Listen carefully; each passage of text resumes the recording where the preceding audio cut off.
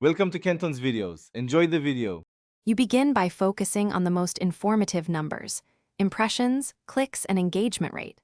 Once you open analytics, set a short date window, 24 to 48 hours, to catch initial momentum and filter by content type to compare apples to apples. Make sure to add demographic filters so you know who's responding, since audience composition changes interpretation. Then export a lightweight CSV to lock values. This acts as your baseline for the next phase of analysis and testing. Now you dive into patterns. Compare engagement rates by post type, video versus image, so you learn what format moves people. Once done, examine CTR alongside reactions and comments by audience segment and posting time, because timing shifts who sees and who clicks.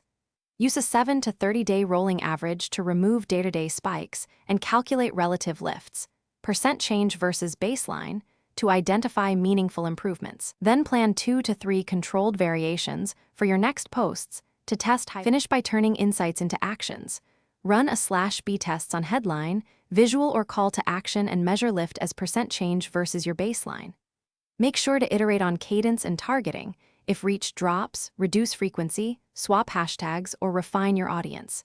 If performance still falters, export segment-level data and recheck assumptions about job titles and industries. And if things go wrong, low CTR, reevaluate headlines, thumbnails, and audience match, then run a quick test to confirm which change fixes the issue. Thanks for watching. Consider subscribing if we helped you.